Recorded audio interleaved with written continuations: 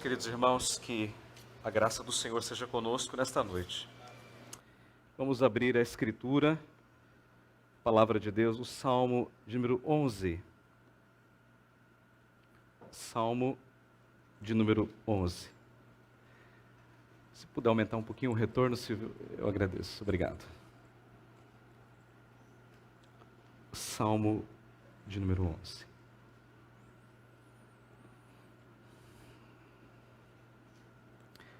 Vamos orar antes de ler a palavra de Deus. Bom Deus e Pai, nós estamos diante, Senhor, da Tua palavra, crendo que ela é inspirada, inerrante e suficiente para todas as coisas. Agora, Senhor, ilumina a nossa mente, o nosso coração, para compreendermos qual seja a Tua vontade e aquilo que o Teu Espírito inspirou no coração de Davi. Que as palavras dos meus lábios e o meditar do meu coração sejam agradáveis a Ti, Senhor. Em nome de Jesus. Amém. Assim diz a palavra de Deus. Ao mestre de canto, isto é, para o diretor de música, então foi feito para ser cantado, Salmo de Davi. No Senhor me refugio. Como dizeis, pois, a minha alma? Foge como pássaro para o teu monte. Porque eis aí os ímpios armam um arco, dispõem a sua flecha na corda, para as ocultas dispararem contra os retos de coração. Ora, destruídos os fundamentos, que poderá fazer o justo? O Senhor está no seu santo templo. Nos céus tem o Senhor o seu trono. Os seus olhos estão atentos, as suas pálpebras sondam os filhos dos homens. O Senhor põe à prova ao justo e ao ímpio, mas o que ama a violência, sua alma abomina. Fará chover sobre os perversos, brasas de fogo, enxofre, e vento abrasador será parte do seu cálice. Porque o Senhor é justo, Ele ama a justiça, os retos lhe contemplarão a face. É interessante, porque na vida há muitas pessoas assim muito prontas a dar conselhos, que não é necessariamente ruim. Mas a gente ouve conselho de todo tipo, não é verdade? Eu vou tentar dar 4 exemplos. Pense num conselho encorajador. A pessoa chega e diz assim para você: olha, se eu fosse você, eu faria esse exame assim rapidinho, porque eu conheço alguém que morreu assim. Encorajador, não é? Não, claro que não. Mas tem aquele conselho pragmático, não é? Olha, eu conheço alguém que fácil resolve o seu problema. Aquela habilitação que você não consegue resolver, ele consegue. Olha, você paga um pouquinho a mais, mas ele consegue. Ninguém consegue, mas ele consegue. É um conselho bem pragmático. E aí tem aquele conselho que é o força total, não é? O conselho força total é assim: vai lá e resolve. Você não pode ficar sem fazer nada. Vai e resolve. Se sair no braço, tem que sair no braço. Mas resolve. Não volte para casa sem resolver o problema. Resolva. Bom conselho, não é? Mas tem aquele conselho que é o senta e chora. O que é esse conselho? Olha, não tem mais jeito. Ele vai morrer mesmo. Pode escolher o caixão. Não tem mais jeito. Eu estou aqui para chorar com você. A pessoa não morreu ainda. Mas a pessoa está lá dizendo: não, senta e chora, porque não tem jeito.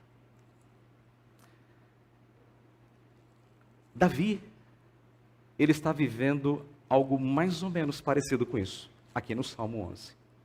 Por quê? Porque Davi está passando um momento muito difícil, estressante na sua vida. A sua vida estava a ponto de ser perdida de fato.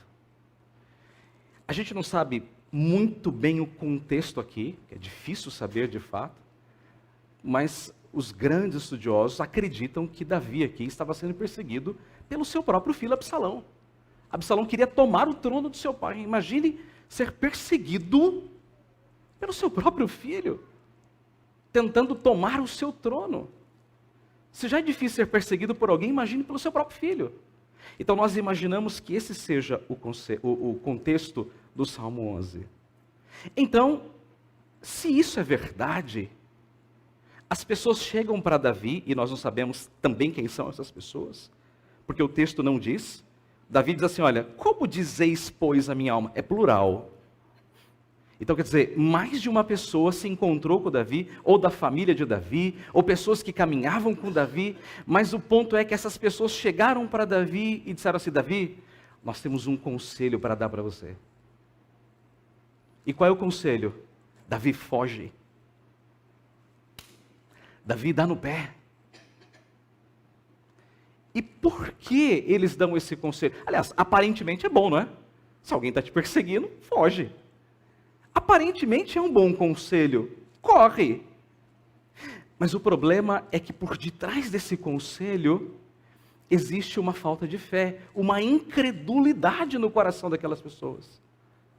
Porque eles estavam desconsiderando alguma coisa muito maior do que as circunstâncias de Davi. É verdade, tem situações que você tem que correr. Davi fugiu, por exemplo, de Saul. Mas aqui, Davi não podia fazer isso. Então esse conselho pode até ser irônico, talvez seja, né? Mas o ponto é que esse conselho é um conselho incrédulo. Está dizendo assim para Davi, Davi, resolva o seu problema. E por que eles estão dando esse conselho? Por duas razões. Veja o verso 2, aliás. Eis aí os ímpios, eles armam o arco, dispõem a sua flecha na corda. A expressão hebraica aqui é, Davi, eles estão assim muito preparados. Talvez tivessem pessoas infiltradas no palácio, prontas para matar Davi a qualquer momento. E diz o texto que eles querem fazer isso às ocultas. Quer dizer, então eles estão dizendo, Davi, cuidado, porque você vai morrer a qualquer momento. Então Davi foge. Foge enquanto é tempo. E a segunda razão, verso 3. Destruídos os fundamentos, que poderá fazer o justo?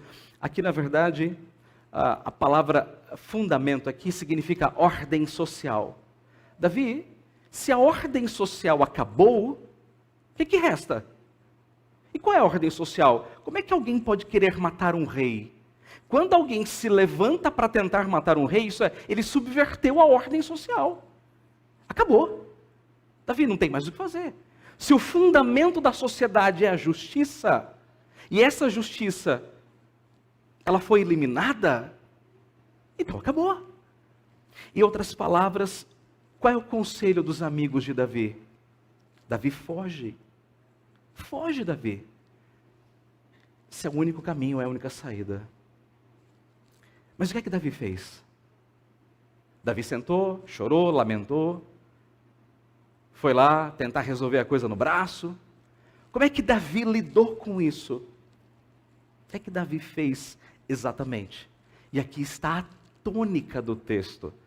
Geralmente, o ponto central dos Salmos está no versículo 1. Geralmente. E aqui é o caso de fato. E qual é o ponto central? Está aí, logo no início. Olha a resposta que Davi dá. Ele responde assim aos conselheiros: no Senhor me refugio. Não. Eu não vou fugir.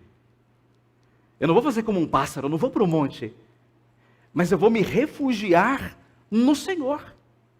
Se eu tenho que buscar abrigo, então eu vou buscar abrigo no Senhor. Veja, naturalmente, todos nós temos dentro de nós um senso de proteção. Quando a gente vê o perigo, a gente foge. Por exemplo, se você está numa estrada e vê um carro ultrapassando lá um caminhão, você está aqui na sua faixa, então você já fica alerta. O que você faz? Você reduz a sua velocidade e começa a pensar nas possibilidades. Bom, deixa eu dar uma olhada, eu tenho acostamento, então eu vou, se ele vier para cima de mim, eu vou desviar com tudo. Eu reduzo a minha velocidade, jogo o carro para a direita. Então você tem aquele senso de proteção que é natural. Todos nós temos esse senso. Se você vê uma aranha, por exemplo, andando no seu quarto, o que você faz? Você corre, ou você pega o sapato e bate nela. Você tem esse senso de proteção. Mas aqui Davi, ele vai justamente na contramão desse senso. No senso dos conselheiros de Davi, eles estavam dizendo, foge, esse é o senso comum, foge. Agora pense, imagina se Lutero tivesse recebido esse conselho lá no século XVI, Lutero, faz o seguinte, está cheio de gente te perseguindo, o Papa está atrás de você, faz o seguinte, Lutero, pega um cavalo e foge para qualquer lugar, saia da Alemanha, vai lá para a Suíça, para qualquer lugar. O que seria de nós hoje? E se esse conselho fosse dado ao Senhor? Aliás, foi, né? Pedro falou, não, Senhor, você não vai para a cruz, não, para com isso é besteira. Não. Aí Jesus fala assim, arreda de Satanás, você não entende nada das coisas de Deus. Se Jesus tivesse consentido ao conselho de Pedro, anuído ao conselho de Pedro, o que seria de nós hoje? Estaríamos mortos nos nossos delitos e pecados. Mas então, Davi, o que ele faz? Ele vai justamente na contramão de um conselho incrédulo. Ele diz, não, eu não vou fugir. Eu vou me refugiar no Senhor. Meus irmãos, muitas vezes, nós enfrentamos situações muito semelhantes à de Davi. Situações em que nós precisamos tomar uma decisão. O que é que nós vamos fazer agora? Todos nós já nos encontramos, né, como a gente popularmente diz, numa sinuca de bico. O que é que eu faço agora? Para onde eu corro? Aí vem os conselheiros de plantão, não é? Olha, se eu fosse você, eu faria tal coisa. Se eu fosse você, eu faria tal coisa. Você fala, meu Deus do céu. E aí você ouve cada absurdo. Você fala, não é possível que um crente está dizendo um negócio desse. Mas ele está dizendo. E então, quando nós enfrentamos situações como as situações de Davi, o que é que nós fazemos? Nós precisamos então declarar a nossa fé. Nós precisamos reafirmar a nossa fé. E nós então precisamos levantar a nossa voz e dizer, não! No Senhor, no Deus da aliança, no Deus do pacto, é que eu me refugio. Eu não vou depender de homens, eu não vou depender de mim mesmo, ou das minhas estratégias, da minha inteligência, mas eu vou depender do Senhor. Ele é o meu refúgio. Ele é a pessoa em quem eu posso colocar a minha confiança. Então a pergunta é, por que Davi, ele tinha essa confiança? Por que Davi podia declarar isso em alto e bom tom, no Senhor eu me refugio? Por quê? Por 3 razões. E essas 3 razões são as razões que também devem nos fazer confiar no Senhor. E esse é o tema da minha mensagem nesta noite. Confiando no Senhor. A primeira razão é que Deus está no trono. Olhe para o versículo de número 4.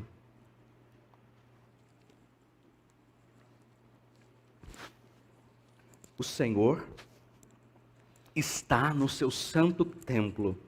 Perceba que aqui ele usa um recurso da poesia hebraica chamada de paralelismo. É quando você tem a mesma ideia em cima e a mesma ideia embaixo, repetida com palavras diferentes. Mas é a mesma coisa. Então olha o que ele diz. O Senhor está no seu santo templo. Quer dizer, ele está lá no céu, assentado no seu templo. Nos céus tem o Senhor o seu trono. É a mesma coisa, com palavras diferentes. Mas o que é que Davi está afirmando e reafirmando aqui? Davi está dizendo assim, sabe por que eu me refugio no Senhor? Porque o Senhor, Ele está reinando. Porque o Senhor está sentado no seu trono e Ele está governando tudo aquilo que acontece nos céus e na terra. E como é que Deus faz isso? Como é que esse Deus governa? Como é que Ele reina? Final do versículo 4. Os seus olhos estão atentos. Quer dizer, Deus, Ele não está sentado lá. Sim, como o Fábio está sentado aqui agora. Inerte. Vendo as coisas acontecerem. Ou como se diz, Deus não é como um relojoeiro, não é? Que lá deu a corda no seu relógio, deixou a coisa caminhar, como se nada tivesse acontecendo. Não, o texto diz que os olhos do Senhor estão atentos. Sabe aquele pai que está ali quando o bebezinho vem da maternidade, e a gente chega em casa com aquele cheiro de bebê, e coloca assim no bercinho, e os pais ficam ali do lado da cama, olhando assim, né? Eu me lembro da Michele, quando a Ana Maria veio da maternidade no primeiro dia, e a Ana Maria chorava, a Michele tinha muito medo, porque você imagina, depois de 10 anos, e a Ana Maria deitadinha no bercinho, E ela ficava assim, né? Qualquer respiração diferente, e ela acordava. É interessante porque eu tinha um sono muito pesado. Hoje, se o meu filho, ele vira na cama de uma maneira muito assim, forte, eu já acordo. Por causa do nosso senso de cuidado e de proteção. E Davi está dizendo que Deus, ele está com seus olhos muito atentos.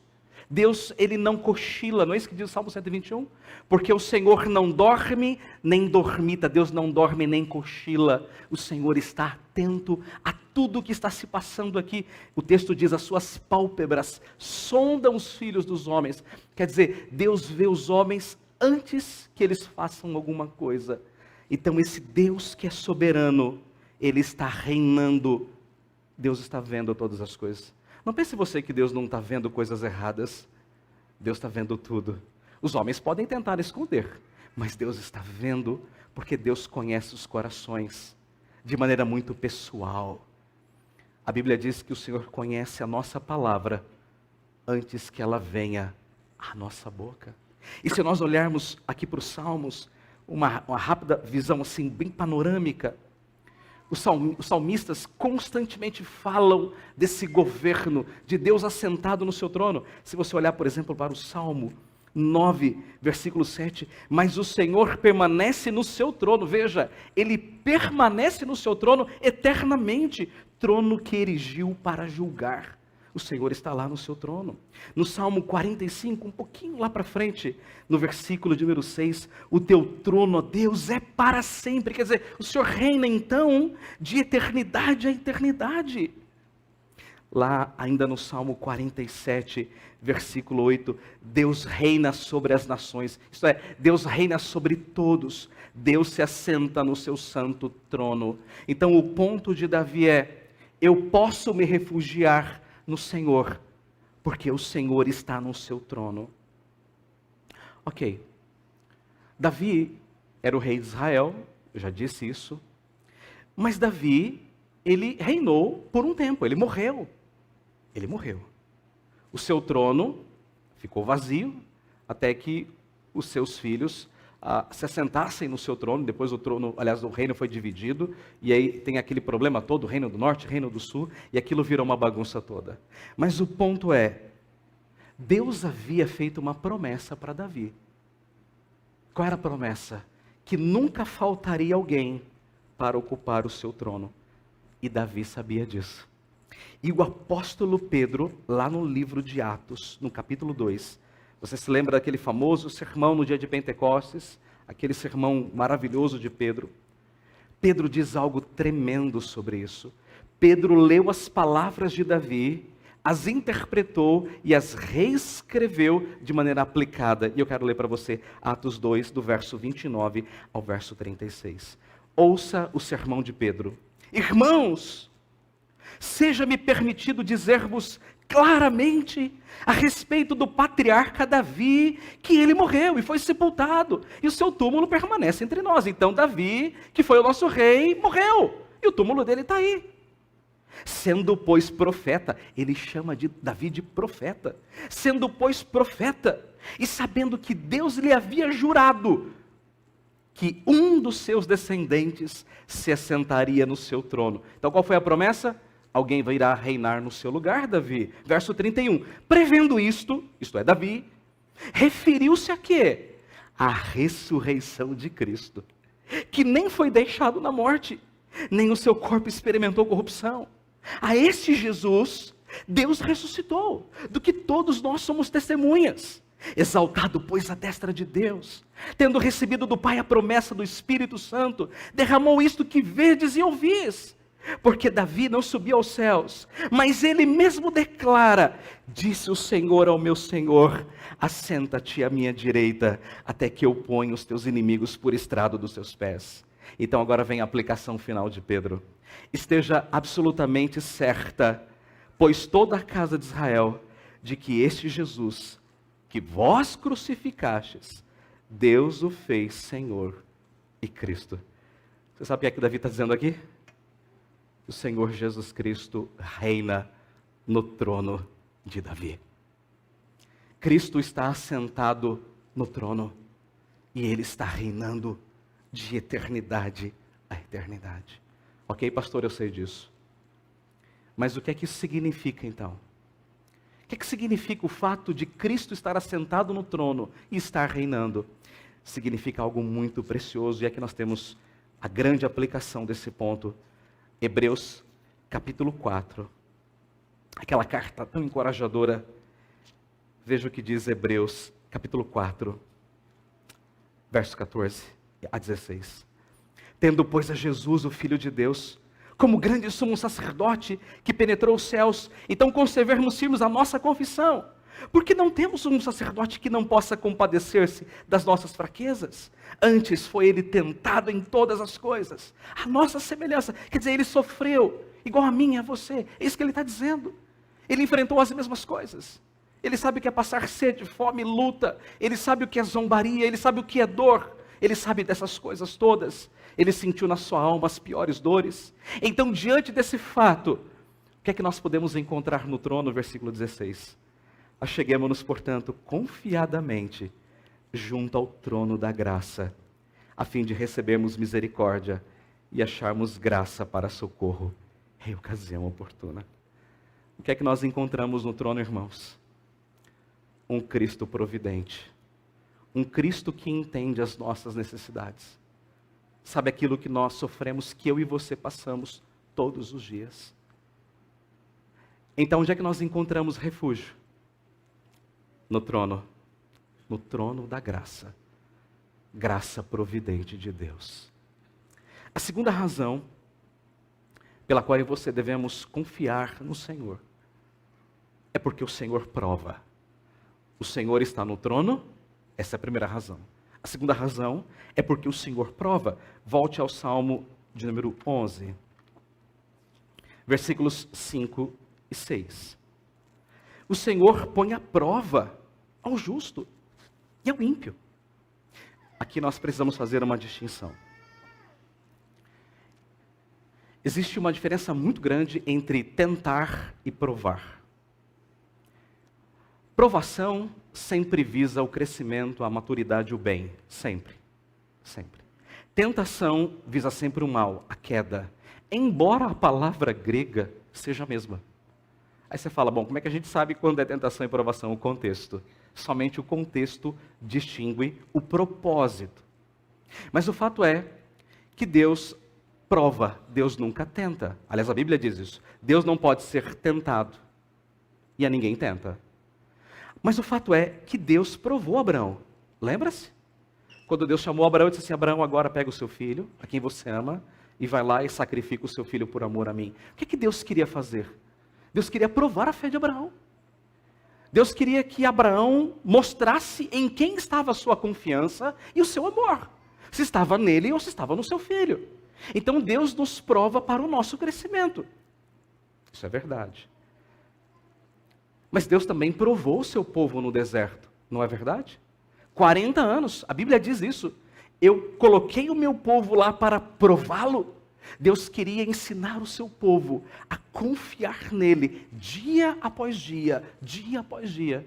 Como é que Deus fez isso? De várias formas.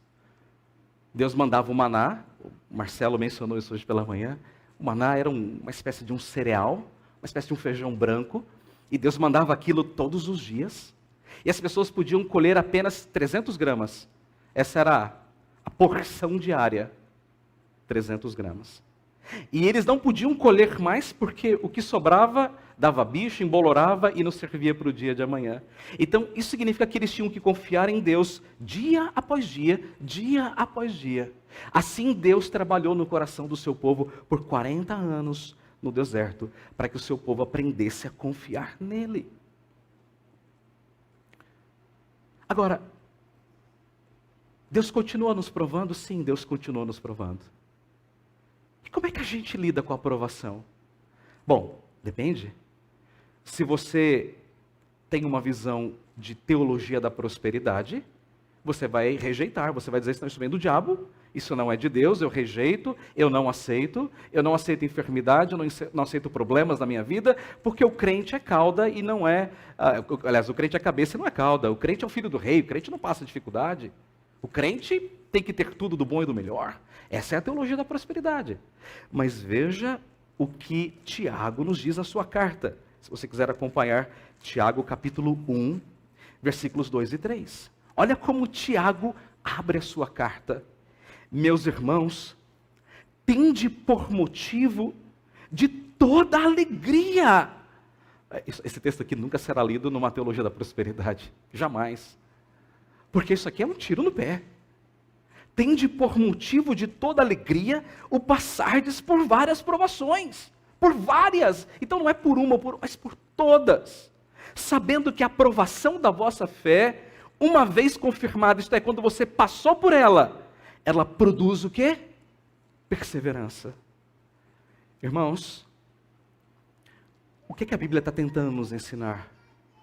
Que muitas vezes Deus nos comprime, Deus nos amassa, Deus nos coloca contra a parede para nos lapidar, para nos moldar. É assim que é. Eu não sei se você já viu uma fábrica de telha na vida. Eu sou do interior. A minha cidade foi a capital nacional da produção da telha no Brasil. Porque lá tinha muita argila, muitos rios, então muita argila. E ela foi a capital por muitos anos. Se você chegasse em Ourinhos nos anos 80 e 90, você perderia as contas de tantas chaminés. Ainda tem muitas, agora algumas já são patrimônio e servem até de ponto turístico. Teve uma bem interessante que uma árvore cresceu dentro da chaminé. Ela subiu mais de 20 metros, uma coisa dentro da chaminé, uma coisa interessante. Isso era um ponto turístico lá na cidade. Agora, como é que uma telha é feita? Primeiro, eles pegam argila lá no rio, aquela argila grosseira, e ela é levada lá para a olaria, para a cerâmica, e ela é jogada dentro de um negócio chamado triturador. E aquele negócio pega argila e mistura com água e vai girando, girando, girando, girando, girando. E ela vai comprimindo a argila e ela sai assim, num formato meio oval e comprida. Aí tem uma outra máquina, antigamente era manual isso, eles ficavam com um arame assim, cortando a argila de pedaço em pedaço. Hoje tudo é muito automatizado, mas assim era nos anos 80, quando eu era menino.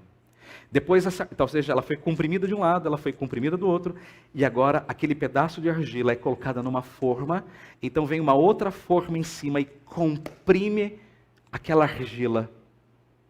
E aí quando aquela parte de cima se levanta, o que é que você tem? Uma telha. E o que é que eles fazem com essa telha? Ela fica uma semana secando na sombra, porque se seca no sol, ela trinca. E depois de uma semana secando à sombra, ela vai ser levada para um forno que chega a mais ou menos 250 graus. Um forno de barro.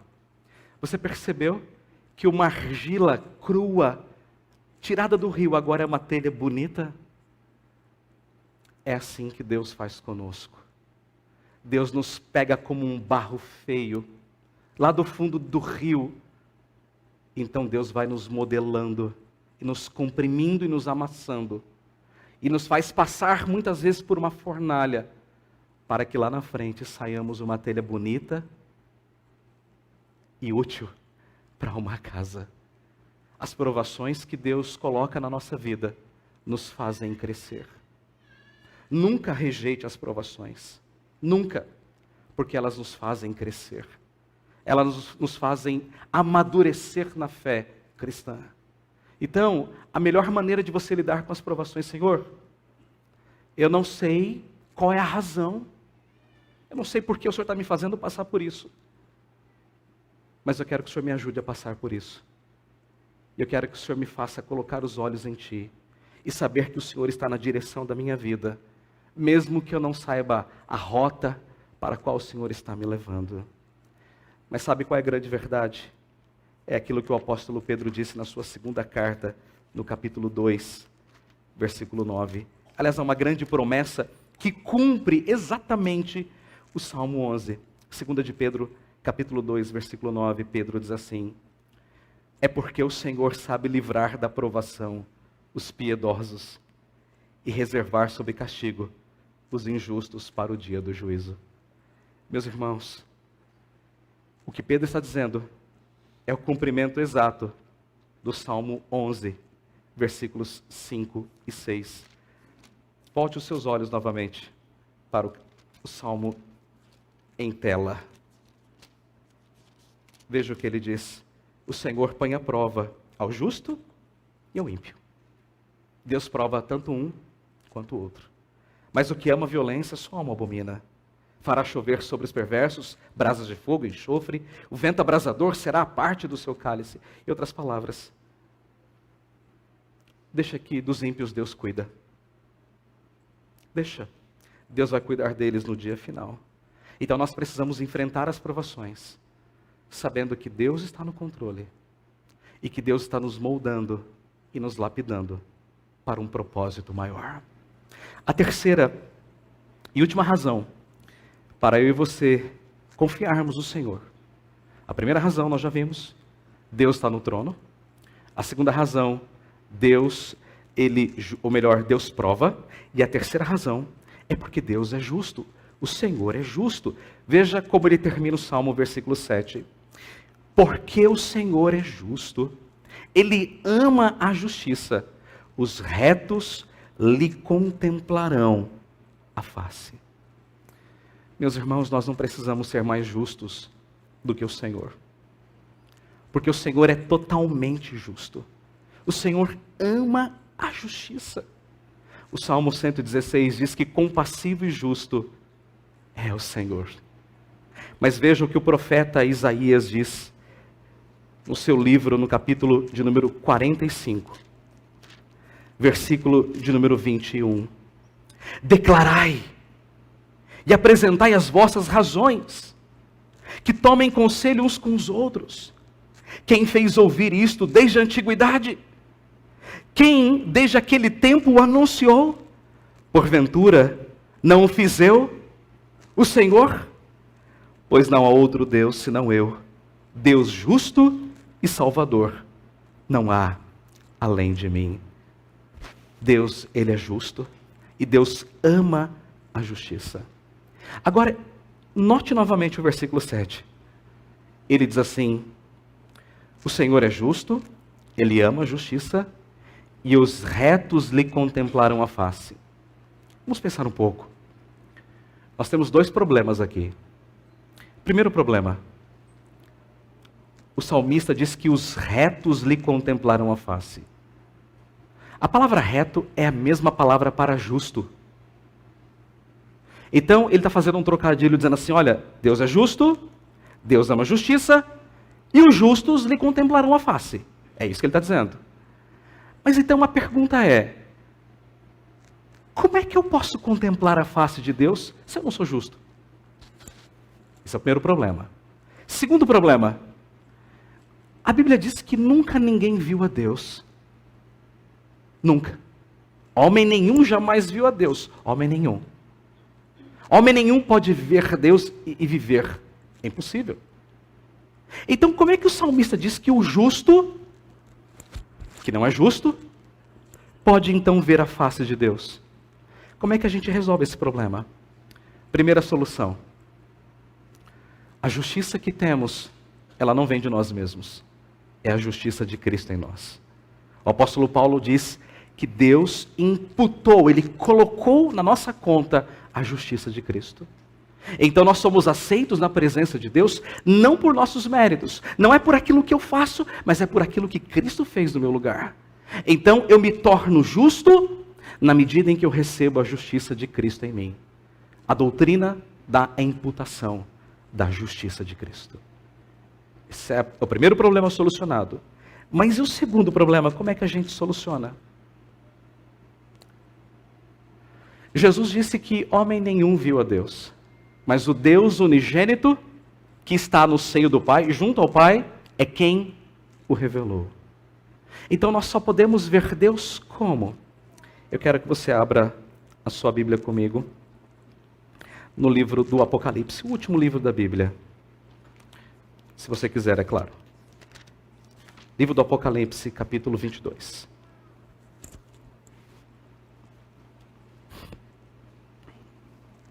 Versículo 4. Olha o que o texto diz. Naquele dia, lá na eternidade. Novos céus e nova terra. Os justos, os servos de Deus, que é o que diz o versículo anterior. Vamos ler a partir do verso 3 para a gente entender o contexto. Eu deixo o pessoal do som meio maluco, né? Nunca mais, 22:3, nunca mais haverá qualquer maldição. Está falando isso do novo céus e nova terra. Nela estarão o quê? O trono de Deus e do Cordeiro. Então lá no novo céus e nova terra estará o trono de Deus e o Cordeiro, e o trono do Cordeiro. E diante desse fato, então, o que acontece? Os servos o servirão. Os crentes vão servir a Deus e ao Cordeiro. E o que vai acontecer? Verso 4. Contemplarão a sua face e na sua fronte está o nome dele. O que João está dizendo é que nós vamos contemplar a face de Deus na face de Jesus Cristo. Então você pergunta, mas o que é ver a face de Deus? Vou tentar ilustrar. Você já deve ter tido aquela experiência de brigar com alguém, ter uma discussão e você fala assim, aquela pessoa virou a cara para mim? Já teve isso? Já teve isso lá na escola, certamente. E fulano virou a cara para mim. Quando você diz que alguém virou a cara para você, o que você está querendo dizer com isso? Que a pessoa não está nem aí para você, que a pessoa não fala mais com você, que a pessoa não te ajuda, a pessoa não está nem aí.